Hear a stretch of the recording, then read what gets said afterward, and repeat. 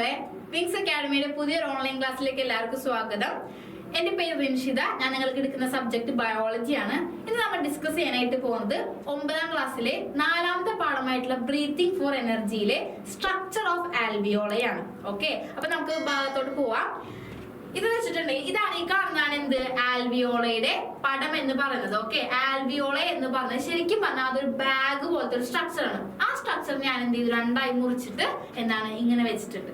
Okay, അപ്പൊ നമുക്ക് നോക്കാം മക്കളെ. ഇതിന്റെ ഫസ്റ്റത്തെ പോയിന്റ് എന്ന് പറഞ്ഞിട്ടുണ്ടെങ്കിൽ ടെർമിനൽ ബ്രാഞ്ചസ് ഓഫ് ബ്രോങ്കി, അതായത് നമ്മുടെ ലങ്സിന്റെ ഏറ്റവും അറ്റഭാഗത്ത് കാണുന്ന ബ്രാഞ്ച് അല്ലെങ്കിൽ ശാഖയെ നമ്മൾ പറഞ്ഞ പേരാണ് ബ്രോങ്കി എന്ന്, അല്ലെ? ആ ബ്രോങ്കിയുടെ ഇതാണ് മക്കളെ എന്ത് ബ്രോങ്കി.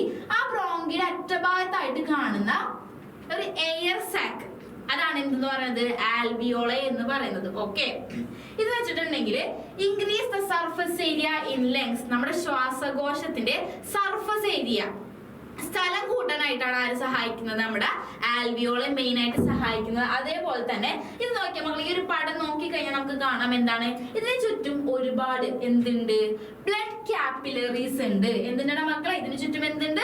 ഒരുപാട് ബ്ലഡ് ക്യാപ്പിലറീസ് അല്ലെങ്കിൽ രക്തലോമികകൾ കാണപ്പെടുന്നുണ്ട്. അതേപോലെ തന്നെ നോക്കിയാൽ മക്കളെ, ഈ ഒരു ആൽവിയോളയുടെ വാള് അല്ലെങ്കിൽ മതിൽ എന്ന് പറയുന്നത് ഉണ്ടാക്കിയിട്ടുള്ളത് A single layer of cell, അതായത് ഒറ്റ ലെയർ, ഒരു ലെയർ എന്താണ് കോശങ്ങൾ കൊണ്ടാണ് നമ്മുടെ ആൽവിയോള അല്ലെങ്കിൽ വായുവറ ഉണ്ടാക്കിയിട്ടുള്ളത്. അതേപോലെ തന്നെ നിങ്ങൾ നോക്കിയേ, ഇതിന്റെ ഉള്ളിൽ ഒരു നീല കളർ കണ്ടോ? അതെന്താ സംഭവം എന്നറിയോ? ഇതിന്റെ ഉള്ളിൽ എപ്പോഴും ഈർപ്പം ഉണ്ടെന്ന് അറിയിക്കാൻ വേണ്ടിയിട്ടാണ് ആ ഒരു നീല കളർ കൊടുത്തിരിക്കുന്നത്. അതായത് ഇന്നർ വാൾ ഓൾവേസ് കെപ്റ്റ് മോയിസ്റ്റ്, ഇതിന്റെ ഉൾഭാഗം എപ്പോഴും എങ്ങനെയാണ് ഇരിക്കുന്നത്? നനഞ്ഞാണ് ഇരിക്കുന്നത്. മനസ്സിലായി? എപ്പോഴും അതിന്റെ ഉള്ളിൽ ഒരു ഈർപ്പം ഉണ്ടാവും. ഓക്കെ, ലാസ്റ്റ് വരുന്ന ഒരു പോയിന്റ് എന്ന് വെച്ചിട്ടുണ്ടെങ്കിൽ ശ്രദ്ധിച്ച മക്കളെ, ഇതാണ് ആൽവിയോളയുടെ സെല്ല്, അതായത് ആ ഒരു ലെയർ ഓഫ് സെല്ലാണ് കാണിച്ചിരിക്കുന്നത്. ഇതിന്റെ അടിഭാഗത്ത് കാണിച്ചേക്കുന്നത് എന്താണ്? നമ്മുടെ ബ്ലഡ് ക്യാപ്പിലറീസിന്റെ സെല്ലാണ്. അപ്പൊ നമുക്ക് നോക്കുമ്പോ തന്നെ കാണാം എന്താണ് ആ ഒരു ആൽവിയോളയുടെ വാളും ബ്ലഡ് ക്യാപ്പിലറീസിന്റെ വാളും രണ്ട് ലെയർ ഓഫ് സെല്ലുകളാണ്, അല്ലെ? അവിടെ ആകെപ്പാടെ മൊത്തം എത്ര ലെയർ ഓഫ് സെല്ലുകളാണുള്ളത്?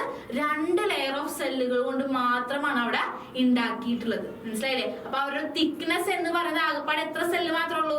2 റോസ് ഓഫ് സെല്ലുകൾ കൊണ്ട് മാത്രമാണ് അവരുടെ ആ ഒരു തിക്നെസ് അവിടെ ഉറപ്പിച്ചിട്ടുള്ളത്.